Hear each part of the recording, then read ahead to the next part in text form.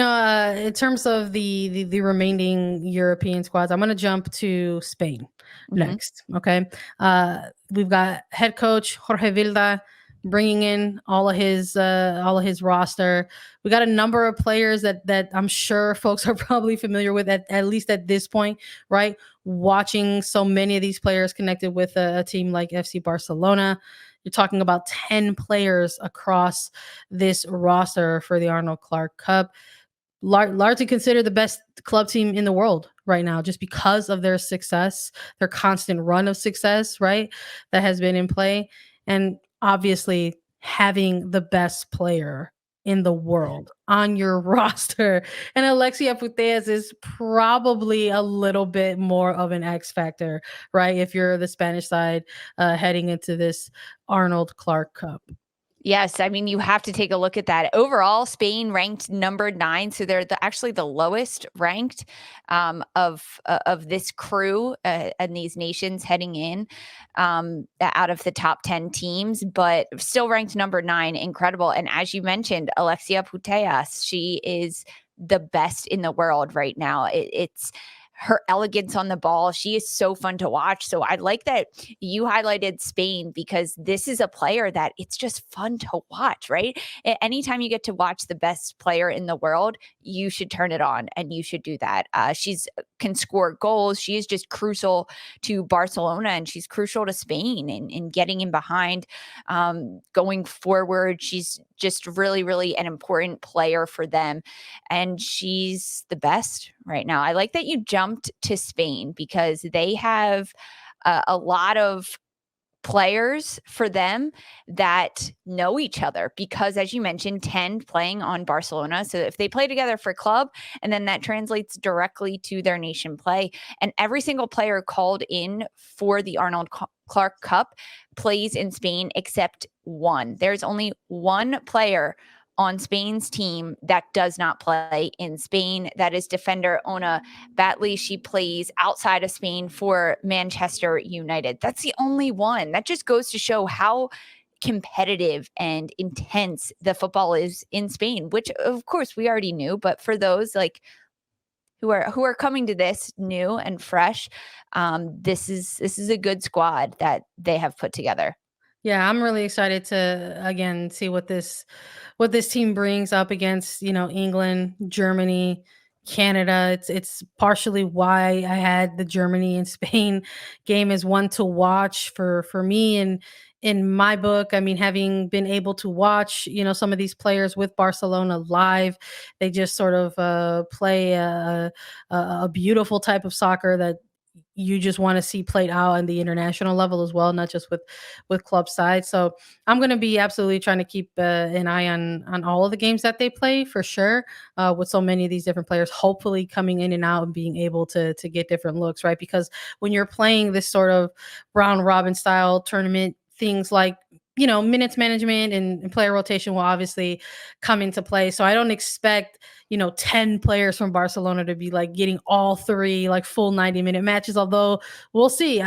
We'll see what Jorge has up his sleeve for this one. But I'm absolutely thrilled to see Sandra Paños in goal. Hopefully in some of these matches, strong in net, strong hands. I love to see her blocking shots and stopping shots. Mapi Leon hopefully able to be fit and out there and holding things down for the defensive side of things. And yeah, alongside Alexis Putellas in the midfield, I would love to see Claudia Pina come in and shake some things up. I think she's a player that is on the rise for sure. And then of course you have the veteran and Hermoso alongside the attack there. So it's going to be some good things if Spain can do what they do while remembering to shoot and take chances, right? And in front of goal, maybe they can come out on top in this one. We'll see. I got to see him shoot though. We'll see. Would you consider Spain to be the underdogs then, looking at these 4 nations?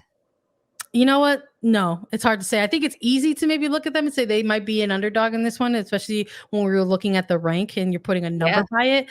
But I don't know. I think maybe I would put the CONCACAF region in this one is considered the underdogs, and we'll get to them quick. But we can't. We're gonna round out the European side of things here by diving into Germany a little bit.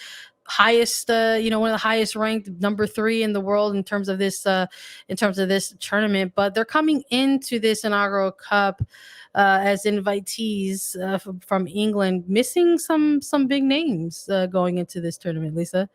They're missing Alex Pop and Bayern Munich, Sydney Lohmann, and Lyon, Dzenifer, Marozsan. A lot of big names missing. Also for Chelsea, Melanie Lual-Pultz, excuse me for that one.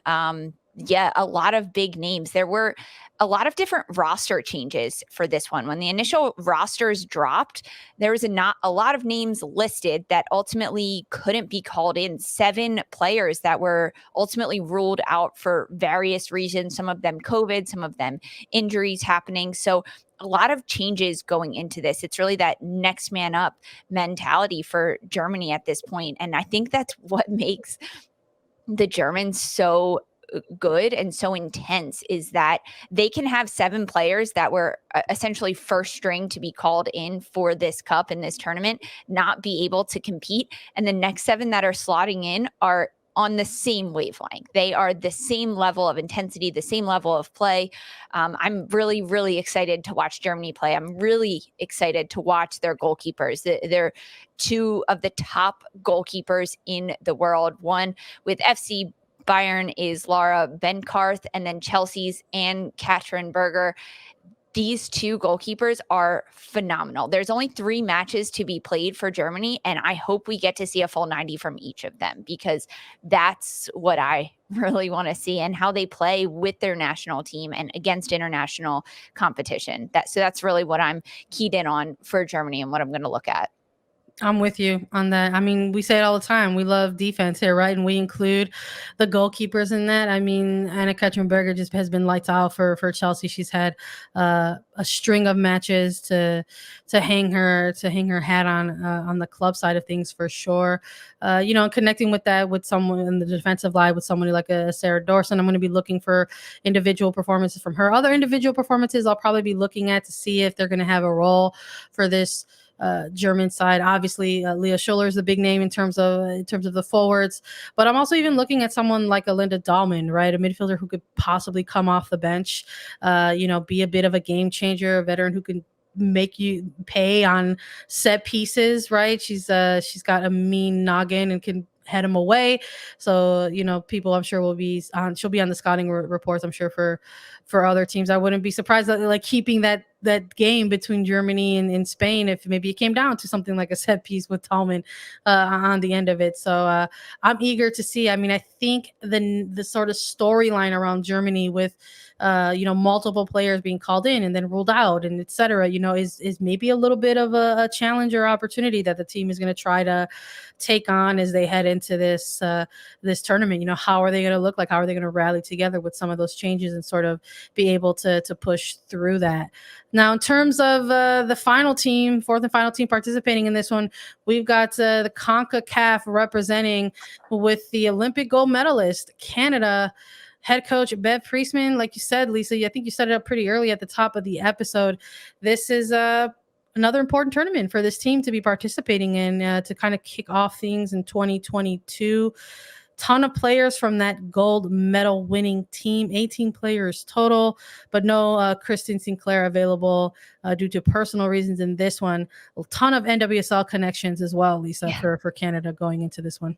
Canada ranked number 6 in the world as they head into this tournament, and they're the only CONCACAF nation competing in this. I think that says a lot, right, about what England was looking for in their competition when they put this tournament together. But as you mentioned, NWSL players are represented so heavily throughout this Canadian roster. Devin Kerr, Erin McLeod, Kaylin Sheridan, Alicia Chapman, Victoria Pickett, Quinn, Sophie Schmidt, Desiree Scott, Nichelle Prince, just scattered throughout from goalkeepers to forwards on this roster. So if you are an American audience, an American soccer fan, and you're looking to watch some of these and recognize some player, Canada, you're going to know a number of players there. But this Canadian team, I think they have a lot to prove heading into this. And I know I did mention it at the top of this episode, but they do, coming off of an Olympic gold medal and having 18 players from that team be represented in this roster. As a Canadian person and looking just at this team, I would say that they should come out on top of this tournament. However, they're competing against incredible nations. It's just a lot for them. I'm really excited when I look at this roster. Besides watching all of the players I know from covering them in the NWSL, I'm excited to watch Rose. She's a forward. She plays for Reading. She's young, 22 years old. She's played so many caps with the Canadian national team before even starting her professional career with Reading, which I think is so impressive. And it gives her a different perspective on the game because she was competing with the senior national team before even getting to go overseas and to play in the Olympics. This was a player that came off the bench. And for those Americans that are listening to this and are big fans of the United States women's national team, this is the player that in the semifinals, when Canada beat the United States, she drew the penalty kick against United States defender Tierna Davidson in the box. It went to VAR. Ultimately, it was a penalty kick. Jessie Fleming put it away for Canada. So this is a player that is an impact player. She did come off the bench. I would love to see her get a start in these Arnold Clark Cup matches because just as a young player who's now had time at the professional game in Reading, I want to see what she can do now at this level and with the national team. So that's who I'm really focused on for Canada. For you, CONCACAF team, Sandra, anything that you're really excited to watch or honestly see what doesn't happen or what does happen with Canada? Look, I think this tournament is made for Canada. I'm ready to see Bev Priestman take this team with so many of those Olympic gold medalists already and try to have that same mentality of belief, right? And confidence that really took them through the Olympic Games, in which, in a few of their games, especially within those knockout round Mhm. scenarios, were kind of considered underdogs at one point, right? And this is a Canadian side that absolutely frustrated their opposition with patience. I mean, talk about literally killing someone with kindness. It was just Yeah. stifling. And you saw the frustration on the opposition side when they were trying to, break through in Canada. And even we saw that with the United States and how they had the struggle there as well. But you're absolutely correct. I mean, I'm going to be keeping an eye on individual performances throughout this tournament, especially for Canada. I mean, we mentioned no Christine Sinclair, so I love that you mentioned Deanne Rose for forwards. This is there's an opportunity there, right? You don't have your longtime captain, your face of this Canadian women's national team for so long. So I'm looking for Team Canada to maybe get us some different looks in the attack, if that's something that they want to utilize this tournament for. Now, if they're going to try to utilize it similar to what they did in the Olympics, I'm not too sure if we're going to see some breakthrough attacking tactics. I don't know, but I still would love to maybe see some rotation among the forwards. Would love to see some combination of youth with Jordan Hoytema and then Deanne Rose, maybe alongside with Nichelle Prince there in the mix. But I'm absolutely keeping an eye on Chelsea midfielder Jessie Fleming. I mean, she converted that penalty kick against the United States, but she converted multiple penalty kicks Yeah. throughout the knockout rounds of the Olympic Games. I mean, you're talking about a young player being given the torch essentially to being passed the torch and to sort of take that kind of leadership position and take that pressure on your shoulders, and she's doing really well for Chelsea as well. Has had to maybe navigate some injury, but was named player of the month, I think, towards the end of 2021. There's been about a dozen matches or so, right, in the women's Super League, and has some goals and has a couple assists under her belt already with those games. And I'm also going to be looking, on the defensive side of things, right? We love defense, right? And an attacking third, but I think looking at somebody like a Khadija Buchanan obviously is going to be someone who's always going to stand out. She's someone who always has some tough tackles, has some physical play in terms of being able to shut things down positionally. So that's absolutely someone on the defensive side that I'm going to be paying attention to, and I'm going to be rooting for Canada. I would love to see them frustrate some European opposition. Let's go. Let's see. It's everyone. It's going to be interesting to see a Canadian team try to tackle a tournament as maybe with a little bit of a target on their back, right? Yeah. Gold medal winner. So it'll be interesting to see for sure. Excited to watch it because we can do that. Stateside, you can watch all the Arnold Clark Cup matches exclusively on CBS. You can catch full games live and on demand on Paramount Plus. And again, Attacking Third YouTube is going to be your home for the extended game highlights in case you miss any of the action beginning February 17th through the 23rd.